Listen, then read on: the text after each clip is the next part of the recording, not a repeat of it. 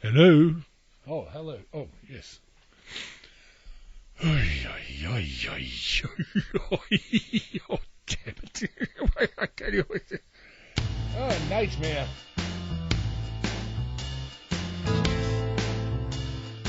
Yeah, see it. Yeah.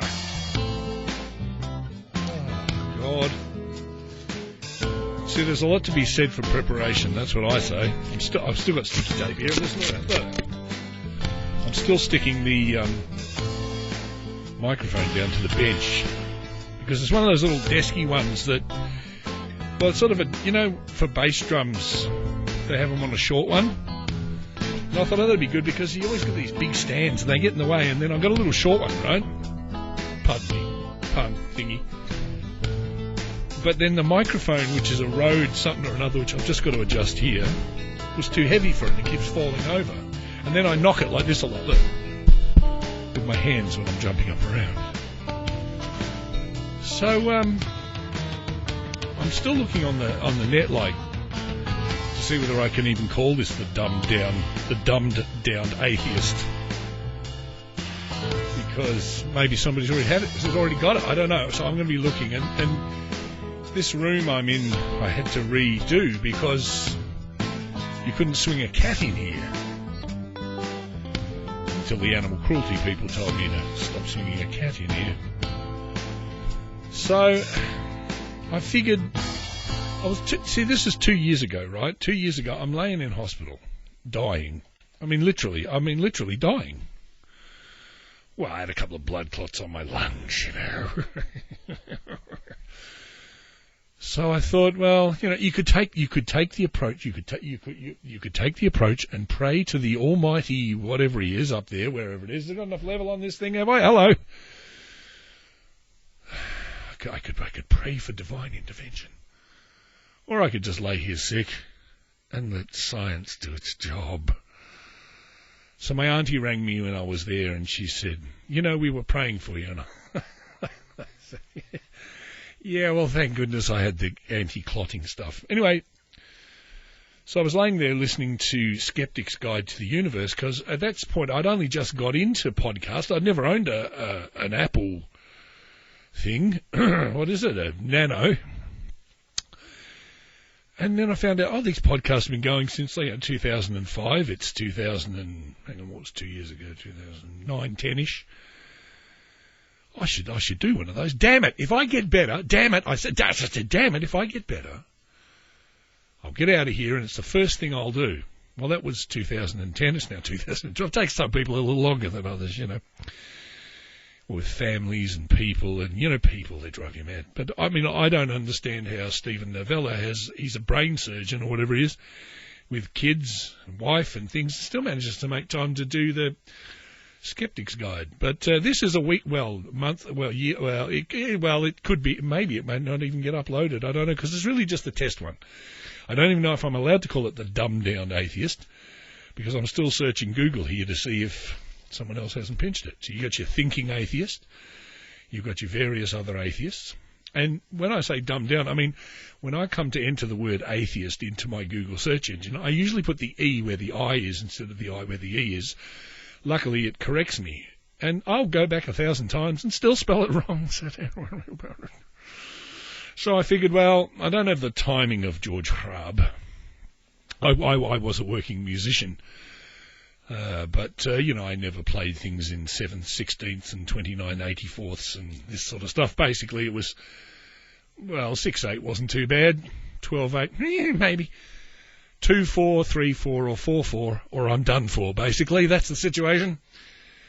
So, James Randi, I know about 2 magic tricks really badly. I can make a silk disappear into my palm, and I can palm a coin badly. So I think when it comes to the Novella brothers, I'd be lucky to be as intelligent as the dumbest one, and I don't even think I'd be that.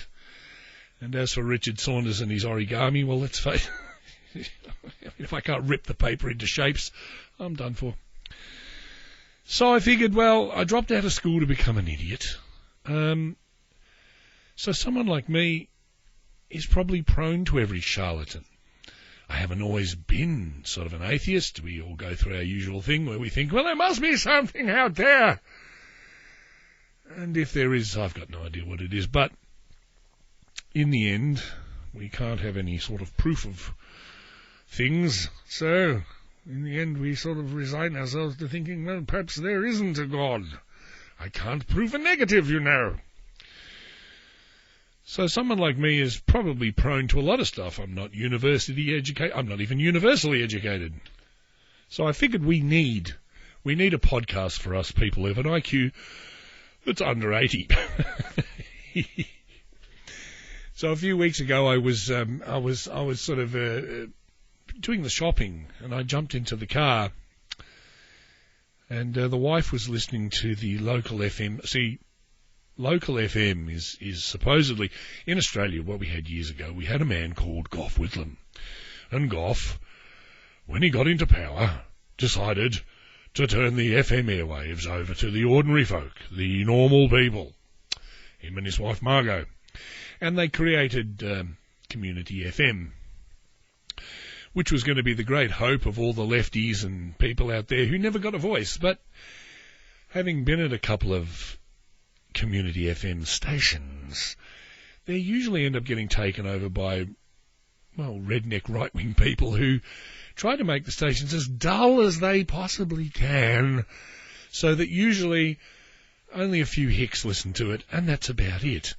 But my wife was waiting for me in the car, and I jumped in and I saw the frequency, and we'd just been to the pub for lunch, and I saw the frequency, and I knew, oh no, that's that bloody religious show that's on there again with that pious person. And my instant reaction was to just hit a different button to turn the station over. And she said, "Oi, I was listening to that, you inconsiderate pig!" And I said, "Oh no, not him. I've heard him. That guy gives me the shits."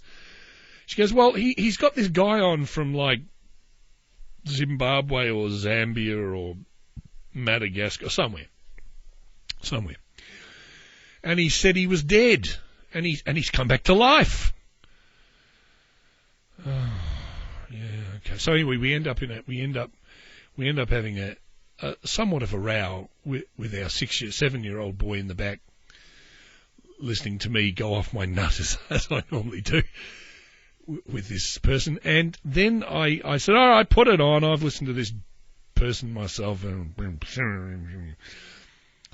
And he starts in saying that he's been to a conference of some sort of religious thing, and no atheist would dare to turn up because they were more or less all too frightened to hear the word of the truth, and would have no argument. And these people who believe in evolution, it's all rubbish. And he was going on about sort of young earthy sort of things, and this guy being dead, and no one would have the guts to stand up and argue more or less with him or whatever. And by this stage, I'm going ballistic. We're driving down the road, and my head is about to explode. And you can imagine if my brain splattered all over the inside of the windscreen of the car. So my wife, who is an incredible woman, very good at just intersecting things at the right time, says, "Well, why don't you call him on the phone? You know, you're going off your chewy here. He says no one would dare debate him. Stop going off at us and challenge him." So I did. And him and I ended up screaming and yelling at each other, where he was telling me that men were evolved from monkeys. And I said, "We were not evolved from monkeys, you moron!" He says, "Yes, we were." And I said, "No, we weren't. You're putting words into the evolutionist's mouth. Men don't change into monkeys. Dogs don't change into cats." "Oh, yes, they do," he said. I said, "No." He said, "Well, where did they come from then?" I said, "Well, we have a common ancestor, but we don't evolve from monkeys. Monkeys won't change into us. We won't change into them." I said, "You're quoting nonsense and putting words into their mouth. And by this stage, the song that he's playing has run out. And they've switched the microphone in the studio, and you can hear him having a one-sided yelling conversation with me. So I said, well, you know, you're quoting rubbish from a Bronze Age book. He goes, there was no Bronze Age. That's all a myth put about by people. People like you. And I said, listen, why don't you debate me? And then you can hear him, I'm not afraid to debate anybody. I'll have you in here, sir. So I said, well, good. He said, well, I haven't got time to talk to you now. And he hung up. And I hear him then raving on about how he's not frightened. But, of course, by the end of the show, by the time we went to the ice cream parlour to cool off, as you can imagine, and I heard him towards the end of the show saying, oh, of course, I'm not afraid of anybody, but I don't want to use the station to cause any controversy. And I'm thinking, well, you've got this guy in the studio who you claim was dead and has come back to life all for the prayer of the Lord and all this nonsense. You don't think that's controversial, where you're putting this forward without so much as a scintilla of evidence? I mean, he may have been unconscious. He may have even stopped breathing or had such shallow breathing that, you know, it wasn't detected. Also, by the way, he could be also telling you a load of crap. And you're believing it, and you're putting it to air. You don't care. It's just suiting you. So we were only around the corner from where the studio was, and I thought, let's zap round and see if we can catch him when he leaves. So we saw people running, and luckily I found out his name. So I happened to, when I got home, I rang the church that he was part of, and he actually answered the phone. Well, he didn't answer the phone. I think his wife or daughter answered the phone, but she went and got him. And he said, hello, who is this? And I said, this is Rob here, your favourite atheist. Oh, he says, it's a wonder you caught me. We're hardly ever here. So I said, well, it might be divine intervention then, mightn't it? He was more friendly by this stage. But look, the upshot was that he was not afraid to debate me. However, he had decided that he better talk to the person who runs the station, because we mustn't use the station as a platform for controversy. He also told me he didn't think Richard Dawkins was much of a scientist. And when I told him, well, you know, you probably don't use your rational mind. You probably use your rational mind in a lot of areas of your life, but you switch it off when it comes to the invisible man in the sky. He then told me that he had a plethora of miracles that were proven to him that he had delved into scientifically, but didn't have time to tell me about them now. Now, that was a couple of weeks ago, and he promised he would definitely get back to me, which he hasn't. So, I thought, the studio that I built a long time ago, before the child came along, and I was busy and I got sick and all this, is now pretty much a damn junk room that you cannot even get into. And I thought, this guy, he is going to wriggle off the hook, and he's going to use the excuse that community FM must not ever be used for any sort of program that anyone would actually want to listen to. That's why nobody listens to them. They're supposed to be in the hands of the people, but they generally end up in the hands of the wrong people. People who just want to toe the line or get into commercial broadcasting, who don't want to be too controversial. We mustn't be. So I thought, well, you know, listen, Big Mouth. I'm talking to myself when I said Big Mouth. Why don't you get off your ass, although you've got an enlarged heart and all the usual stuff, and you're completely puffed out, and you get out of breath, and on. Slowly resurrect your little room at the bottom of the garden. Cut out that table, put up those shelves, get everything off the floor, vacuum for crying out loud. You may even find some sort of Paleolithic-y thingies.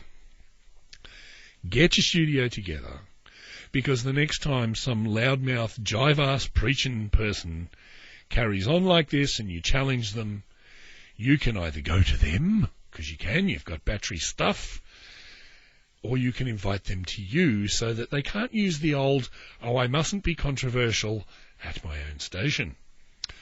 So I'm going to keep you guys informed, because I am going to keep on at this guy, because I think he just decided he would use that as a bit of a cop-out. So I figure, and I've seen a review of his church too. He is a real fire and brimstone, they call themselves some sort of Welsh Presbyterians or something like that. But don't worry, he fits the bill, folks. I mean, this guy is anti-gay, anti-this.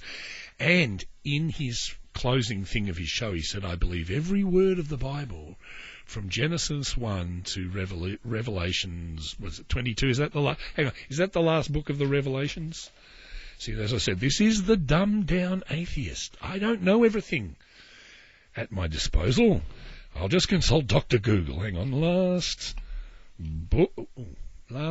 don't press N when you want B, moron. The last book of Revelations.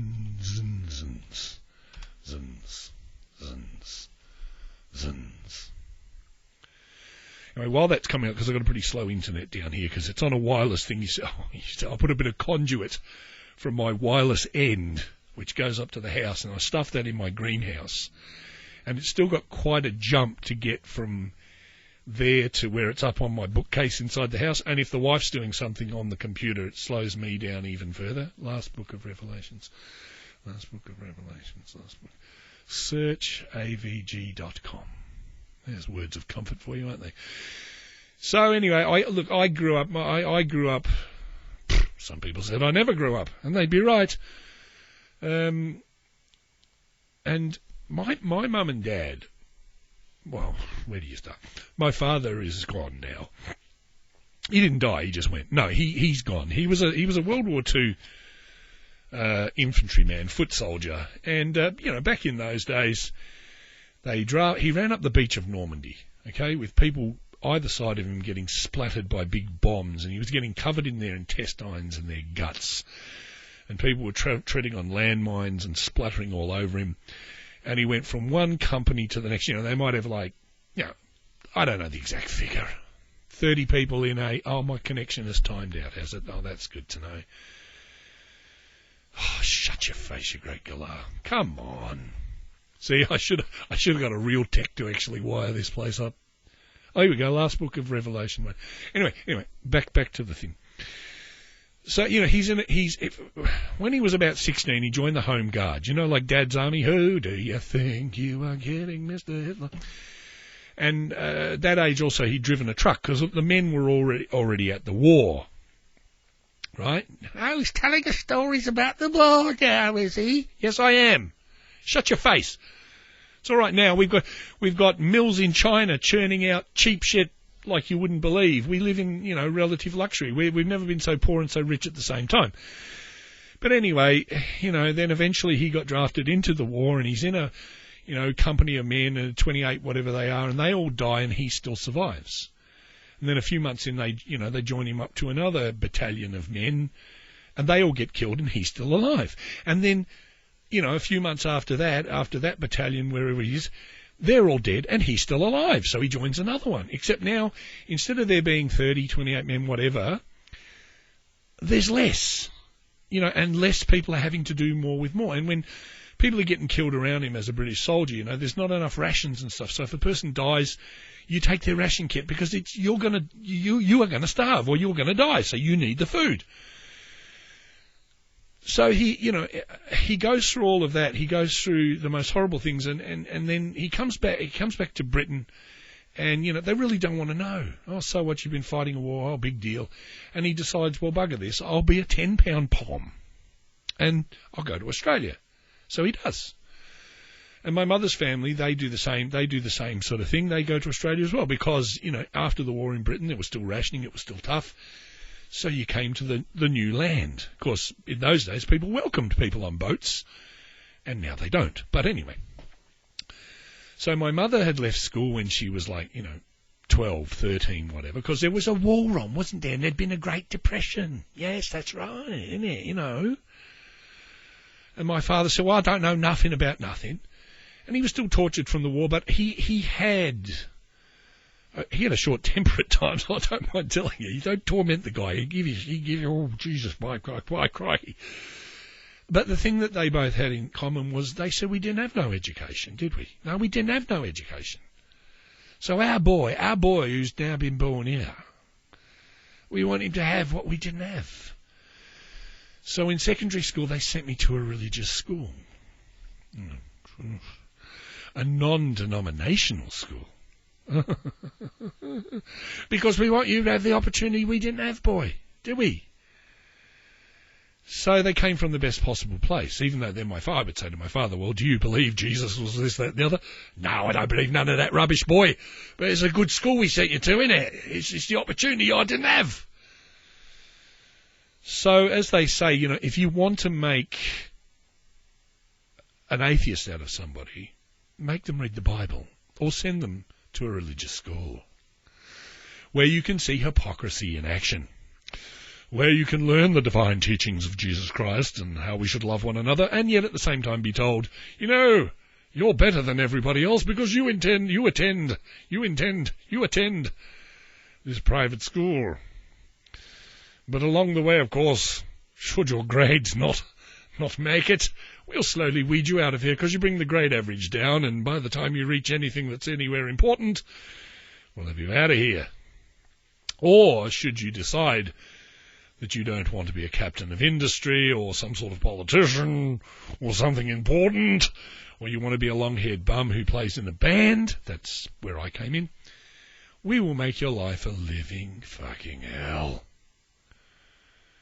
Because if you're in a band and you're only a kid, you know what I mean, you're just starting out, and you might play 14 Status Quo songs and 15 Kiss songs in your band, and one song, April Sun in Cuba by Dragon, just for a bit of variety.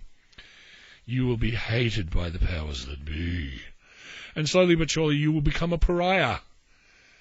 And you'll be let to know that you're inferior to everybody else, and that really your parents are really, because especially when the headmaster is from the upper class part of the British society, and your parents are Cockneys from London, So the headmaster is already looking down his nose and like, oh, goodness me. Yes. And the funny thing about that headmaster was, back to the Home Guard thing, was that he always liked to think of himself as being Captain Mannering. Now, Captain Mannering, for the people who've never watched Dad's Army, was a pompous little bank manager who took over the platoon. And at times he was an impossible little sort of, well, he was sort of a snob, but he didn't really carry it off very well because his second-in-command, Wilson, of course, was from the right side of the tracks. So Arthur Lowe, who played Captain Mannering, and played him really well, was a pompous little fart of a man. But at times when the chips were down from certain episodes, you would see that Captain Mannering did indeed have a heart.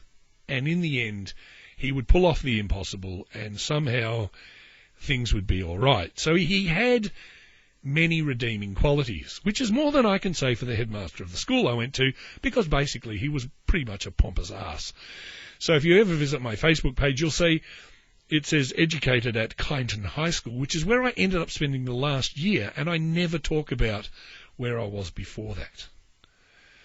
So it went along, and we had, I mean, to the Americans that are listening, I know you're not all like that, but we had this evangelist American teacher. And so, we got to hear, I mean, we were supposed to be learning facts. I mean, education should be about facts. But we heard how, Alice Cooper was a failed, washed-up musician. He was, I tell you. And one night in a motel room in, Peoria somewhere or another, or wherever, washed-up arseholeville, somewhere, not that I'm saying Peoria is washed-up arseholeville. Don't get me wrong. I'm just picking it could be anywhere. It could be anywhere, right? And how a vision of Satan appeared before him and said, if you sell me your soul, I will make you famous, Alice, and I will give you the worldly riches. And this is why when you listen to the music of KISS, which stands for the Knights in Satan's Service, You are slowly damning yourselves to hell, children. And when you play in rock and roll bands, you know, the problem is, or you go to listen to these concerts put on by these long-haired no-hopers, you know, the PA will allow certain frequencies that are manipulated by Satan, and you won't even know that you're being drawn into his spell, and that you will burn in hell for the rest of eternity. And I was looking at her, and I said, words to the effect of, what a load of bullshit. And she said, I'm sorry, Robert, what did you say? And I said, well, what do you know about PA systems? Really? You seem to be speaking from an awfully inflated position of authority, and really, you've no anything to back this up. Well, you just trust because we know. And this person was the home economics teacher, and of course, you know, being a traditional Christian school, boys should not be doing home economics because, you know, boys go out and earn the money, and ladies, they stay home and take care of the kids. But I guess even in those days there was something of a political correctness where they couldn't kind of get rid of us. But so we were supposed to be learning something about home economics when we got taught about the stuff about the PA. And the good thing about, I just got to aim my computer screen away from me because it's actually flickering at me and giving me a bit of a migraine. The last book of Revelations, hang on a sec. Just let me put my dark glasses on for a second. I got one of those old CRT monitors. Oh, where are they? Here we go. And it really flickers. It's a real sort of migraine city. Hang on, wait a minute. Where was I? Oh, no, I'll have to do it without him. Hang on, wait a minute. Traditional theory,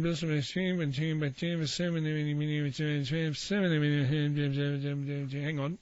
Figures in Revelation, death and Hades, outline for such and such, blah, blah, blah, blah, blah, blah, blah, blah, blah, blah, blah. Yes, Revelation is, oh shit, I don't know. Hang on, I'll go up and hit the back button. Revelation, each chapter, 22. So he believes from Genesis 1 to Revelations 22. Anyway,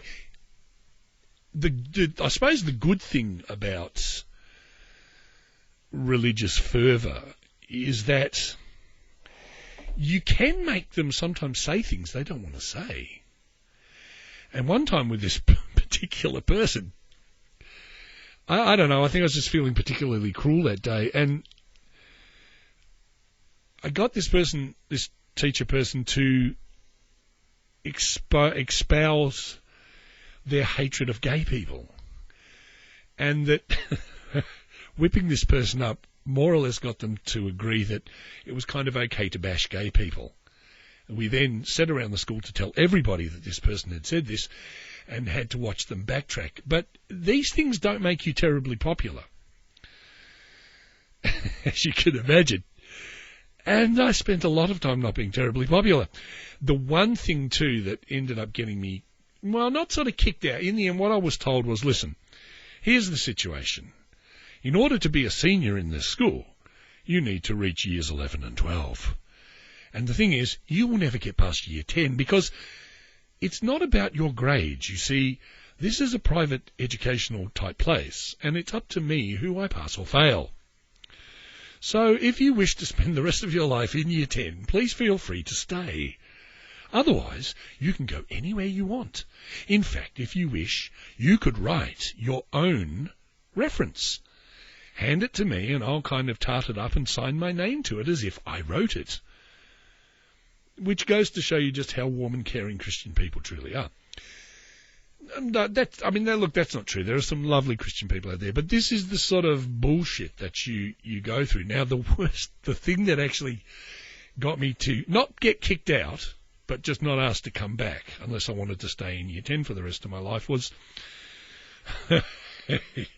we had a religious education teacher Well, we had one every year we were there because it's a religious school. You can't opt out of it because after all it is a religious school. What do you think this is? I'll get on to the religious stuff that goes on in state schools here later. Just remind me because I get off the track sometimes.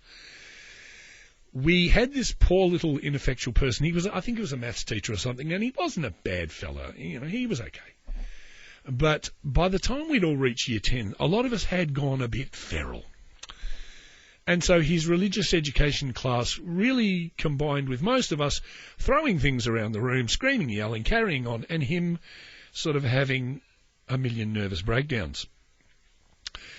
And then at one point, we were told in order to snap up our discipline and everything that we should stand by our desks and not be seated until told.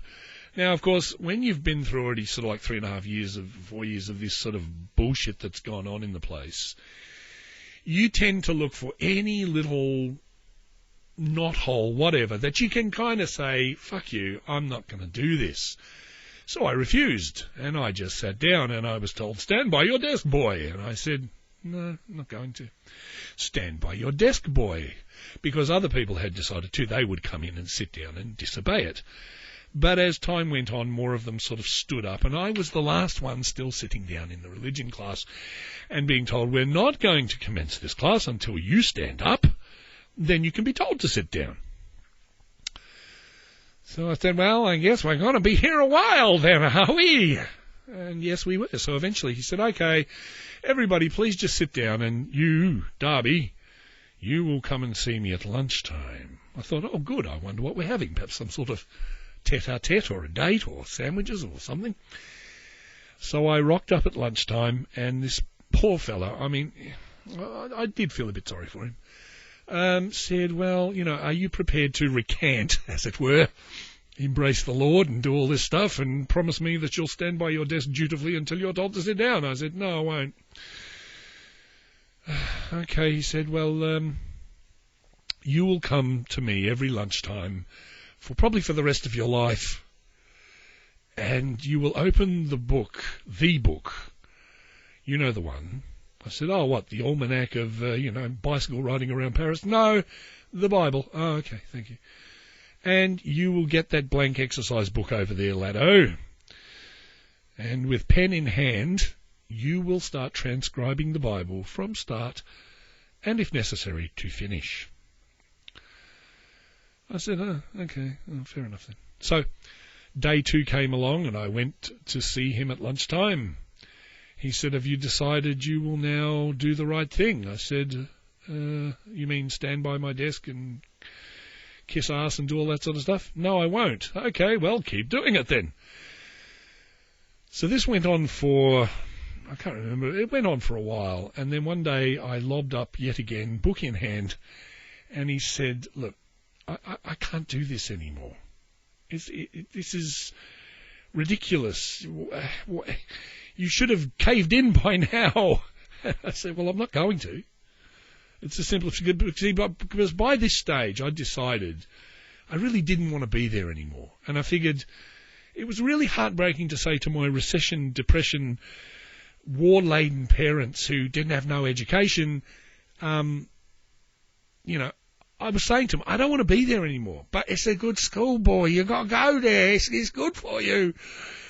Oh, please, someone kill me now. So he said, look, I can't do this. This is hurting me.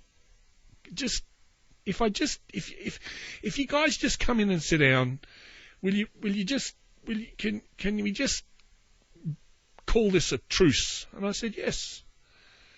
He said, good. So the next class he said, just come in everybody please and sit down. So they sat down, and that was great, except of course you still had people throwing things, carrying on like pork chops. So eventually some nuns came to visit the school on some sort of save your soul mission. And the headmaster, Mr. Mannering, thought, if I send the nuns down to their classroom, it may have some sort of calming effect on them. And they'll knuckle under because we've got a little bunch of savages here. So the nuns came, and I don't know, call it a red rag to a bull if you wish, but it didn't settle the class down. So the nuns said, okay, next time we meet for this, what we're thinking is that these children really are not getting anything from this religion class, because really in the religion class, nothing's really getting taught about religion. It's mostly just, a misbehaving fest. So what we want to do is, rather than force these children to do this, Mr. Headmaster, we thought perhaps next time we would turn up and the children might give you reasons as to why perhaps they don't want to do it. And perhaps you could field their questions.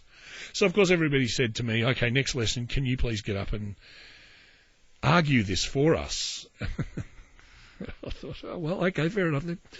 So we got up and we argued it, and in the end he was sort of saying, please, can I field some questions from other people? And the nun said, okay, well, this is the situation. It's obviously nobody wants this. So the headmaster said, okay, well, here's the deal. I want you all to write me an essay. The ones of you that want to stay and learn this thing, please write an essay. The ones of you that don't, I want you to write me an essay and tell me why you don't. Then the ones who don't will come to my office, where I have a huge conference table for the few lessons a week of religion, and you can sit around and do your homework and your private study and whatever, and the rest of you can stay in class. So my friend turns to me and he says, oh man, we're out of here at last. No more of this bullshit. And I looked at him and I said, are you crazy? Are you crazy? Can you imagine, there's whatever it is, let's say there's 25 kids in this class. How many of them do you think will be left after they write the essay? He goes, oh, not many. I said, yeah, you're not wrong. I said, do you think that he is going to allow you to sit round his conference table in his office with him, and he's not going to browbeat and cause even more of your burn in hell bullshit to all of the ones who go there? You don't think that's going to be fun, that he's actually going to make their lives a living misery? And my friend said, oh, I hadn't thought of that. I said, well, listen, if you got any sense, you'll stay right here. He goes, oh, yeah, but I don't want to hear all this, rubbish. And I said, well, look, the guy who teaches, he's not a bad fellow, really. And I said, you could just learn it like any other subject. You don't have to believe it. And with this fella, he'd probably get movies in from the Bible Society and all this crap, and we can sit and watch them. I mean, let's face it, it's better than what else we'd have to do. And on nice days, he might take us out onto the croquet lawn and we could have so-called lessons outside while they're all sitting around the headmaster's desk. So that's what we wrote. I said, now that the element has gone from this class, I wouldn't mind staying and boning up on it, as it were. So it was a massive slap in the face to the guy, wasn't it? Because he expected my essay to come across his desk saying, everyone's a bastard, Jesus is a bastard, God's a bastard, you're all bastards, I hate the lot of you, I don't want to put up with this shit anymore, blah, blah, blah. Instead it didn't say that. It just said, now we can study it, because we did have a lot of morons in the class. And the one thing I don't like in atheism is people who are atheists who go, yeah, I'm an atheist and don't believe it, it's all shit. And I often think, well, it's not really a cognitive, is that the word I'm looking for? Cognitive? It's not really a reasoned argument, is it? I mean, you've got to know what it is you really don't believe in rather than do the old, it's all shit. Anyway, as you can imagine, by the end of the year, after I'd rubbed his nose in it, I was really not going to go back there. And that's kind of what started. I mean, I remember the evangelist teacher tearing down, like the Church of England were running a disco for, under 15s at the parish. And, of course, she figured that the discos were evil and children would move their hips. And, of course, moving hips only mean one thing, don't they? Yes, they'll be screwing in cars, baby. So she snuck around the school and tore them all down so nobody could see them because of this evil disco. She didn't approve of church bingo, for crying out loud. Her church was a bunch of wackos that used to get together in a little private hall. I mean, they were a bit like sort of, it's a not Jehovah's Witness, whoever, the ones that don't have a preacher, and they all just sort of preach to each other. Anyway, I can't remember where that was all leading, but these were the things that sort of always shaped me, and it just never made sense. And then I went through life looking at other things and thinking, well, perhaps there is something greater out there, but really when it came down to it, there probably isn't. I mean, we can't rule it out, as I say. You can't, was it disprove a negative? So, I've got to the point now, like when I've got this favourite little Jehovah who knocks on the door, a guy called Ben, and in the past my reaction was usually to slam the door and say, piss off. But now I invite them all in. Because what I say is, because people think, well, if you're an atheist or a skeptic, your mind's shut. But of course, the truth is our minds are not shut. We just want proof. And I will be the first one to get down on my knees and do all the stuff if just one person can prove anything. Because the problem is all we ever hear about are great miracles, and when you really delve into them, they're not that great. They are not that great.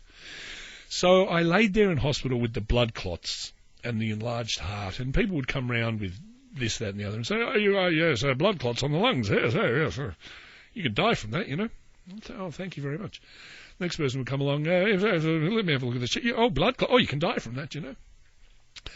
Now, what we want to do is give you some blood thinners, boy. Now that you're in, this is back 2 years ago when I was in the hospital. Now, the thing is, it'll thin your blood out and dissolve the clots. Now, the thing is, it could also give you a stroke and kill you. I said, why am I laughing? I have no idea why you're laughing, boy. It's not funny. So I laid there I said to the wife, go home and fill, on iTunes, I've backdated all the Skeptic's Guide to the Universes, going back to Perry, because Perry was already long gone by the time I started listening to it. And I said, fill it up with as much of that stuff as you can, because I'm going to be in here for a while, and television's really crap, and I need something to listen to. So there I was listening to them, hooked up to heparin, and on my way to warfarin and any other thing.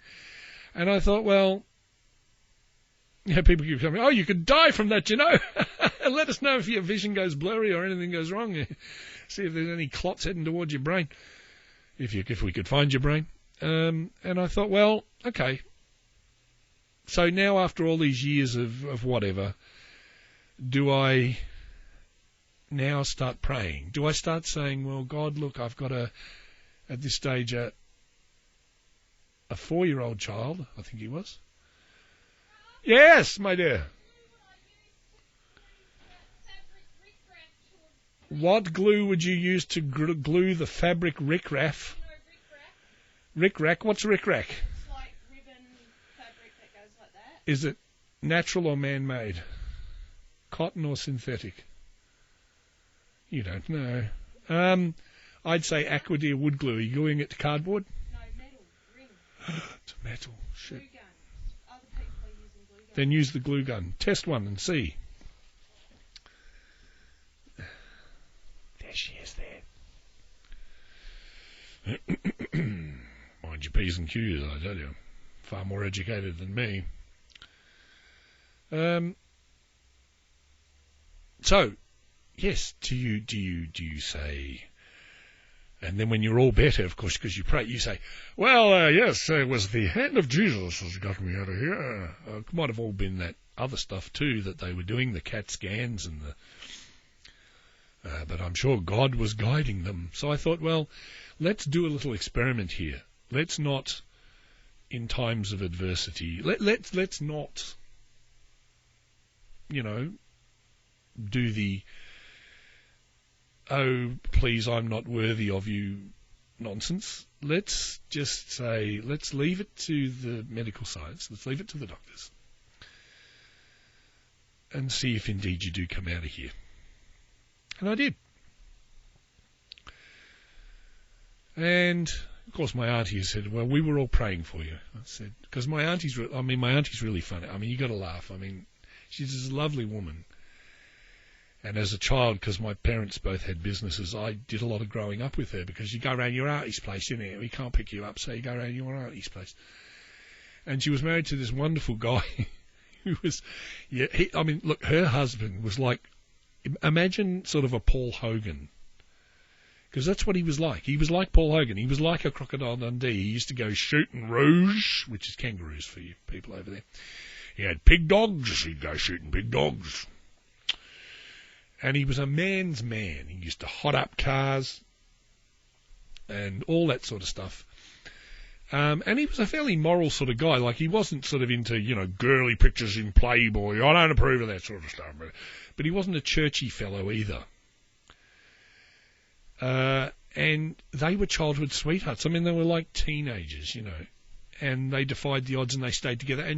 And she would have a little bit of part-time work here and there, but she would never stay on. If the boss said, can you stay on? No, I must get home and make David's dinner. So we are talking a real traditional sort of family. But they were never churchy. Not at all, not even slightly. And they were so in each other's pockets, and that's how they lived their lives. And they were like a sort of Aussie rough and ready Ken and Barbie, really. They had the 2 children. They had, you know, the whole thing. And sadly, he died a few years ago, which was really, well, it was really sad, because in his older age, he did mellow quite a bit, and he got into computers and stuff like that, and I never thought he would, because he was such a bloke's bloke, you know. And I thought, when he died, I thought, how on earth is she going to cope without him? And, you know, they've had this lifetime thing, and you can almost imagine she'd be sort of a bit like one of those sort of Middle Eastern women who would don a black veil, and, you know, you say, why is that person dressed in black? Oh, I don't know, someone died about 500 years ago. But she met this other fellow, and he's not a bad bloke, but he's churchy. I mean, seriously churchy. And he never wants to debate with me when I'm around, because he just believes, and that's how it is. And he's not going to get into big discussions with me about proof and things like that, because that just spoils faith, you know. But she's kind of really got into it, because the thing about my uncle was that he never really liked to go out that much. I mean, he liked to go roo shooting, that sort of thing, caravan and out at Ayers Rock, or Uluru as it's now known. But he wasn't one to go to sort of, I suppose he was when he was younger, like they went to rock and roll dances, but as he got older, no, he's not the sort. And the new fella, of course, they love to go out. They'll go and see Björn again, you know, the ABBA tribute, and they'll go and do stuff, and they go square dancing and all that sort of thing. But she's become really churchy. And it's kind of weird. And she just goes, well, you know, I don't sort of believe in all this other stuff, because obviously Islam must be wrong. All these other religions are wrong. And I said, how do you work that out? And she goes, well, it just is, you know, I just feel that way. Anyway, she was praying for me, and all that. And basically, it sort of, I don't think it really worked. And now this. Well, I've been right up to my neck in it, and I'm never in a flurry. I'm Nev from Nangwarry. I don't know. Yep, no, that's who I am. Yep, no. Where are we going in such a hurry, Uncle Nev? Tullamarine Airport, Jason. Well, how come we're going there, Uncle Nev? Well, I came home late after being up the backside of Millicent all day long, and I found a note on the table. It said, Dear Nev, your dinner for the next 2 weeks is in the oven. I've gone to Bali. Nora. Did Auntie Nora say anything else, Uncle Nev? Well, no. Well, yeah, she did mention something about her soul being crushed, which is fair enough, as I did back the truck over a fluffy slipper that morning. Love can be confusing, Uncle Nev. You got yourself a filly? Oh, no, you know, Mum had never let me keep a horse, especially not after what happened when that circus came to town. Yes, well, the less said about that, the better, I think, for all concerned. No, I mean, you know, young ladies. Have you got any girls? That sort of thing. Oh, yeah, there's a few girls I like, Uncle Nev. Oh, I see. It's just none of them like me. Well, it's going to be a long, slow trip, Jason. I'll wake you when we get to Tullamarine. Okay, Jason, we're here. Wake up. Oh, yes, Brittany, I love you. All right, now listen, young Jason. You take the wheel, go find a parking spot, and meet me at the baggage. And don't crunch the gears. Oh, hello, sir. Pop your bags up on there. Business or pleasure? Hey, what you going on about there? You know, I mean the reason for your trip, sir. Oh, the wife. Bloody Nora. Ah, but you're travelling alone, sir. Name, sir? Nangers. Nev. Nangers, Nev? No, Nev Nangers. I put my surname first then for you. Oh, excuse me, sir. Do you have any metal objects in this bag? Yeah, I got a full set of spanners. I got me Stilton, small, medium, large, a big plunger, and a blade for cutting roots out of pipes. I've heard stories about this Barley Plum, and it can't be up to much, you know what I'm saying? I'm frightfully sorry, sir. These are offensive weapons. I shall have to authorise a search, an internal one. Could you accompany these two gentlemen to somewhere more private? I found the park, Uncle Nev. Here I am. Run for it, Jason, run for it!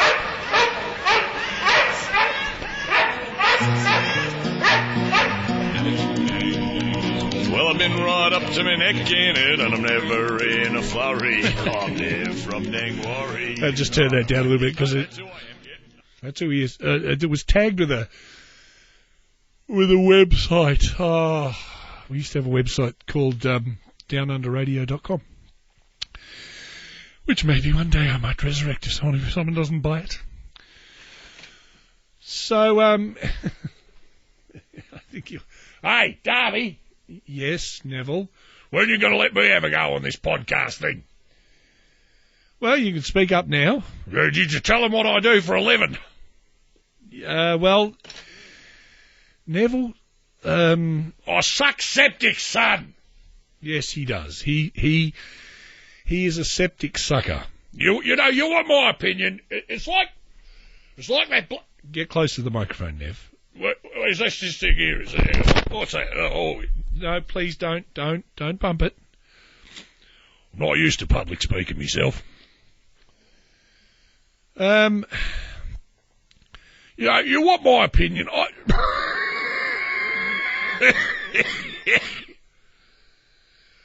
think you overthink things too much, son. That's the truth. I really do. Yeah, well, but you might be right. Anyway, Neville sucks septic tanks for a living. I've got to get over to Mr. Eskett's house. He's got a block dunny. I think I'll put half a brick down it. Yeah, I think we'll hear more from you as the time goes by. So we come forward, and so if you've been through those sort of experiences, you say to yourself, no kid of mine's going to a religious school, because for a start, what you fail to remember is they are privately run organisations. They are run for a profit. Often a non-tax-paying profit, but that's an argument for different things to get into. But so when the boy came along, I said, there is no way in hell I would allow, you know, a boy of 5 years of age to be indoctrinated in that sort of nonsense. Because when you go to school should be about facts and figures. You know what I mean? Hang on. Yes? No? Oh, good. He's on the phone. Okay, hang on. He was on the phone. He was from the phone from the music shop to say my little tiny mixer has arrived. Where was it? Oh, that's going to be handy, that mixer too, because it works on a battery. So it means I can take my little Roland R909, which the microphone on that's crapped out. I don't know why. And you can plug a couple of mics into the little battery-powered mixer and do the battery-powered thing. So I can chase people for interviews for this podcast. God help them all. Now, where was I? Oh, yes. So I said, no. I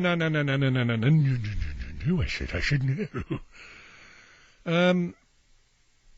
A child can go to state school.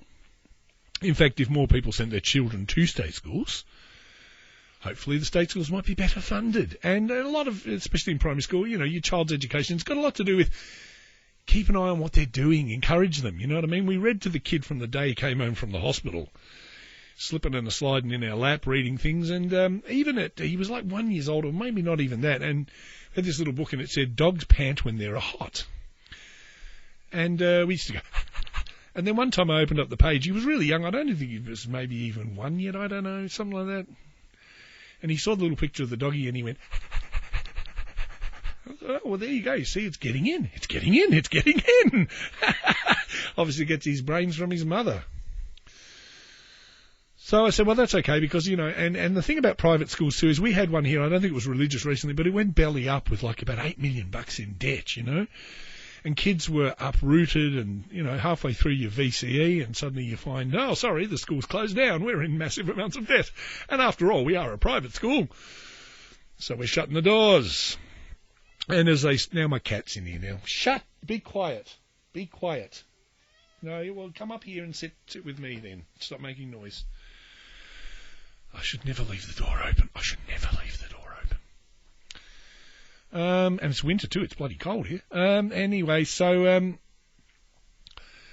the wife went along to the, the Stardom in Preps evening.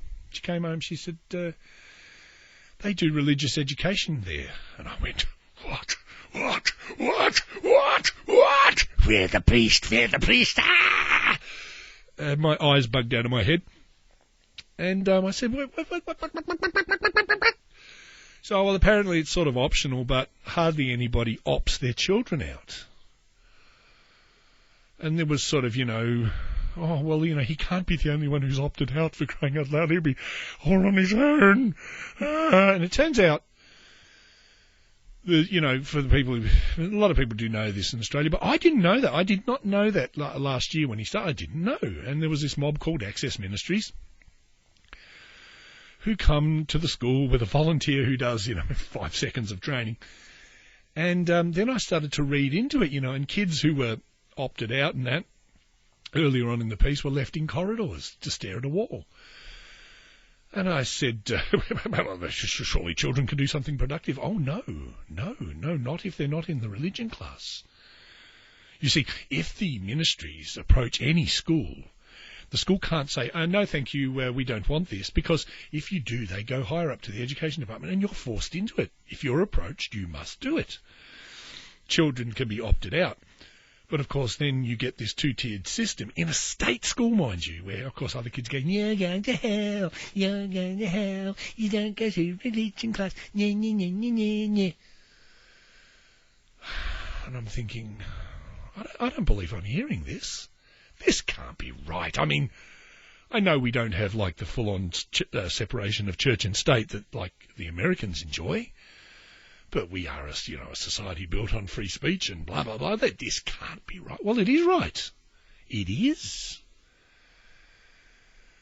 Then we hear the head of the Access Ministries is up doing a little preachy thing where she thinks no one's listening, just in a little church group. And she says words to the effect of, we've got to bring these children, we've got to proselytize, we've got to, bring these soldiers to Christ, and we've got to convert these kids. And I'm thinking, oh no, you've got to be joking. So I dug my heels in. I just said, I don't care. I don't care. He's not going to do it. I'm not going to allow this. And people are saying to me, like aunties and people, oh, so you don't want him to have the love of Christ and you don't want him to learn things about religion. So, I don't think he's really learning about religions. I think if it was a class that was teaching about religions, I wouldn't have a problem with it, although I think, 5 is a little bit young. But he's not. They're being indoctrinated into one particular thing. So I lob into the school, and I'm at the point where I'm saying to the wife, "Don't pay for the uniform. Don't buy the books. Stop. I'm going in there." So I storm on in, and I said, "I want to see the workbook." Oh, they say, you actually want to see it? I said, "Yes, I want to see it." And then you're getting this look like, no parents come in to see it. Well, what do you want to look at that for? We definitely don't send it home for you to look at. Oh, I think we've got one kicking around somewhere from last year. I said, well, go and find it. Find it. So I get it. And I think, okay, I'll open it at random. I'll just open it at random at a page, and I shall put my finger down anywhere and see just what this is a book geared for 4 to 6 year olds, okay, from 4 to 6 year olds. So I open the page at random, and meanwhile I'm told, the headmaster's a little busy today, he probably won't be able to see you. So I put my finger down on a page, and there is an artist rendition of a mobile phone. And on the mobile phone is a text message which is either is about to be received or sent, okay? And the text message says, "Dear God, I have let you down," just the way that, Paul did in Ephesians verse blah, blah, blah, and so forth, and such and so forth. And just by this stage my head explodes. It finally did, and guts were everywhere. And I said, "You're kidding." I said, these are little children. What do they know about letting this invisible man in the sky down? This is terrible. And then I pick another page, and it's something very similar to that, and something very, and I go, no way, this is child abuse.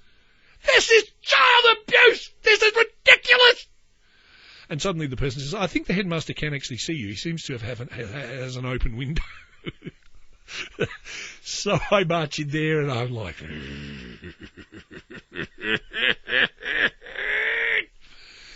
anyway, the thing was, the child has been opted out.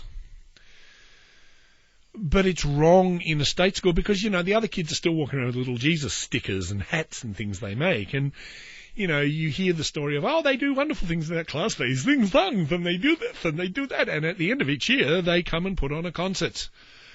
You wouldn't ban your child from the concert, would you? I know you don't want them to do special indoctrination, but you would let them go to the concert. I said, "No, I won't. Oh, no, I will not." So, you find yourself doing all these things and saying, "Come, boy, you don't want to watch the puppets." "Oh, but Dad, I do want to watch the puppets." Because a friend of ours said, she said, it's really good. You should let your kids do it because it'll have a calming effect upon them. So, yeah, well, obviously they're not reading the bits about, selling your daughters into slavery and that sort of thing, and how you should treat your slaves and all the mixed fabric bullshit and all that. But, and the friend's daughter came over and she goes, "It was great. They brought puppets." And I thought, yeah, well, fucking pedophiles use puppets to draw kids. And for crying out loud, this is bullshit. School is about facts. We can learn the abstract, yes, but 2 and 2 equal 4 because 2 and 2 equal 4. And how do you say to a little child, "Look, listen, son, when you go to school, I want you to listen to what your teachers say. I want you to, get what you can from school. I want you to learn. I want you to realize that school is important. School is worthwhile. Your grandparents, son, they never had much schooling because a war was on." And and then you've got to turn around and the child looks at you and says, "Well, why can't I do the religious thing?" "Well, son, because it's a load of bollocks." "But you said school was important." And, well, yes, it is. "So it's okay for me to pay attention to all the other bits, Dad, but you don't want me to pay attention?" "No, that's right." And, they've got it they had it tied up, these religious people, where they said, well, children who opt out must not get any extra, they mustn't be coached in maths or English or anything that's useful because it gives them an unfair advantage on the children that are in the religion class. So we must give these children pointless busy work.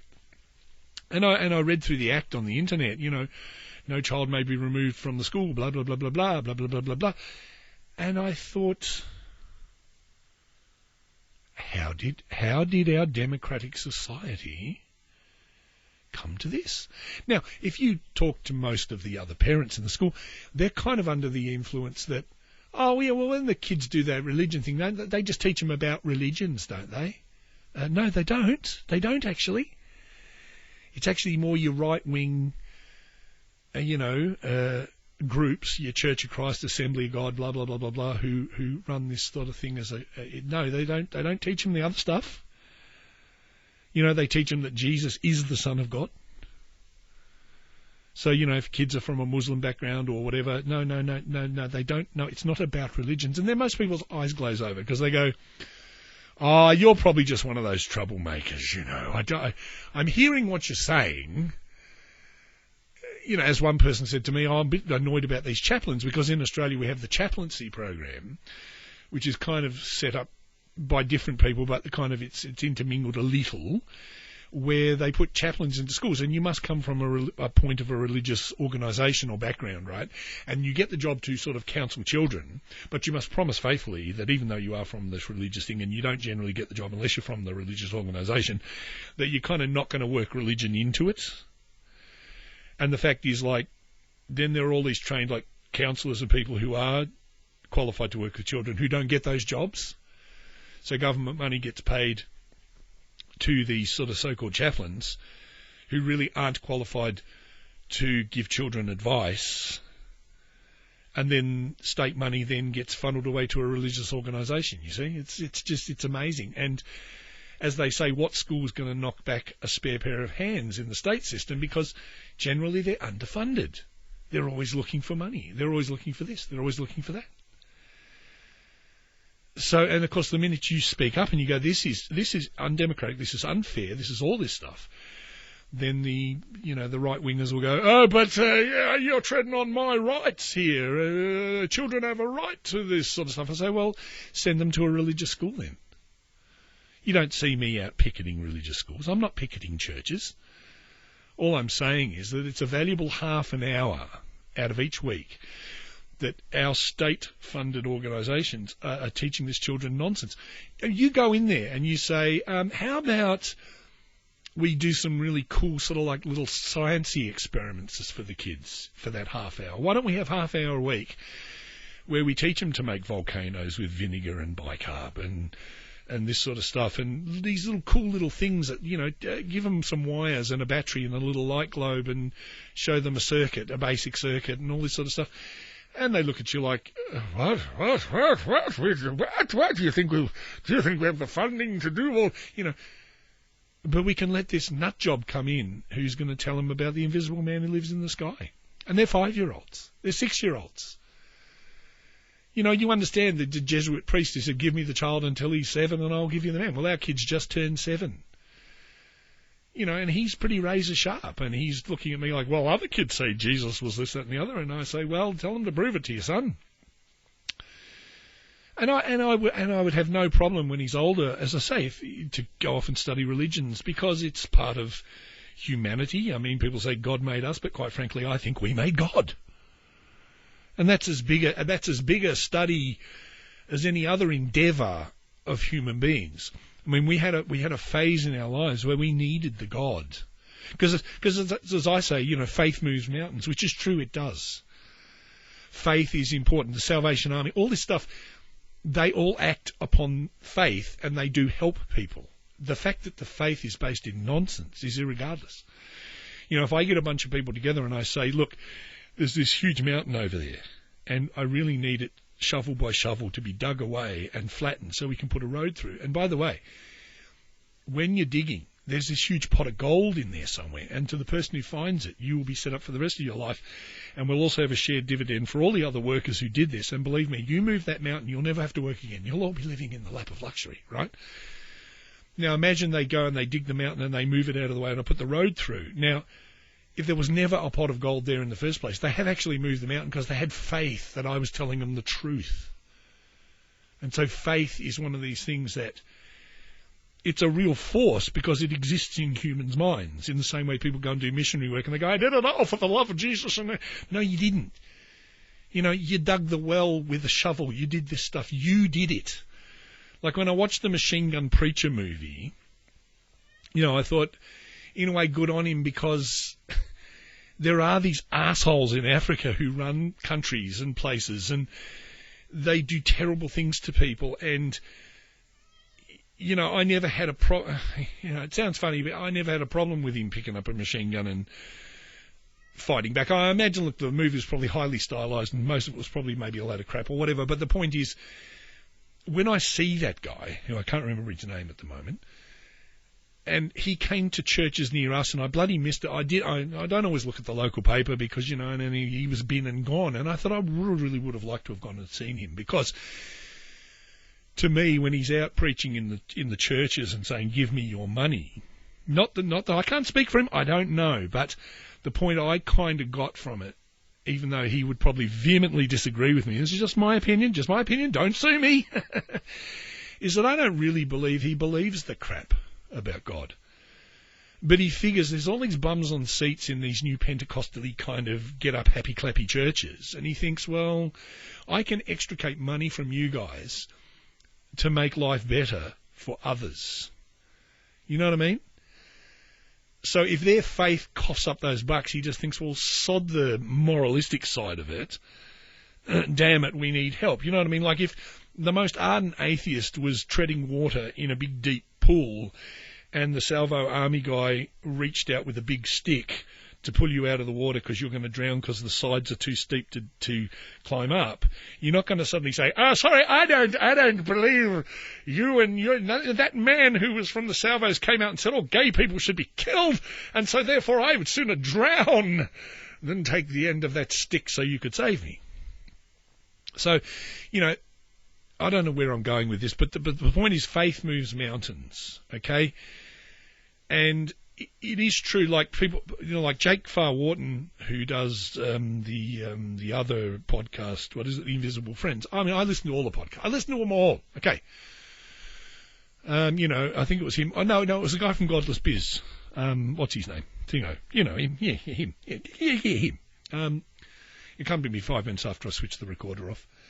Said he wouldn't frequent Salvo stores because he sees they funnel the money and they do these things, and you know they do launch a lot of homophobic-y kind of, you know, things. And you know that's kind of true. That is true, especially with that officer who got onto Joy Gay Radio and said, "Oh, I'm sorry, this is what the Bible says." But there's not that many atheist-y kind of charities that can match wieners with what's going on with those guys, you know what I mean? And I have seen the help. So faith moves mountains, even if it's built on bullshit, which it is. And that's the kind of sad thing about it, is we ain't in a perfect world. And so, and I kind of look at it and I think, why does this stuff go around in my mind? Like, I've got to the point now, after being years of being a musician, yes, Puss, I know. By the way, they would say you don't have a soul, by the way, Puss. But that's all right, neither do the rest of us. So now we've come to a point, like we've got the internet, we've got all this stuff, we've seen the rise of atheism and all this sort of stuff, and I'm so drawn into it, you know, like I'm listening each day I'm checking iTunes, what new podcast has come out now.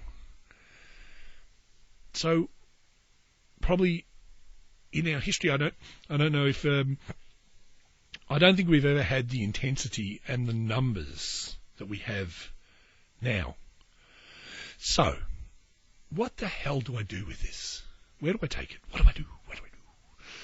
So I figured with this podcast, I'm just going to do a mix of some interviews, some stuff, some things. And along the way, I am always open to being converted. I don't think it's going to happen, to be honest with you. But hey, if it does, hopefully we'll have it all recorded. You can listen to it and say, what a sellout prick he was, eh? So I think we might just leave it there. This is my first testing thing. We'll have more Nev from Nang Worries. We've got lots of episodes of those. I'll give you some insight into my pathetic little life as we go. We will drag other people in. I'll have some Skype interviews and various things as soon as I get off my fat ass and actually think about doing something about it. So until we next meet, this is, I think, Dumbed Down Atheist. So there's Rob Darby, the Dumbed Down Atheist. Tell your friends if you have any, and I will too.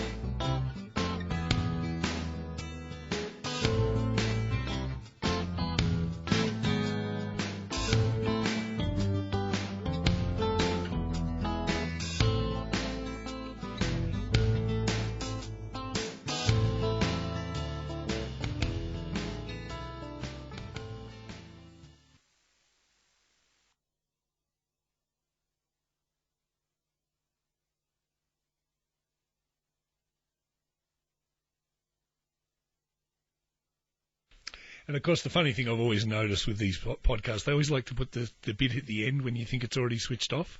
They all do that. It's like that ghost track thing.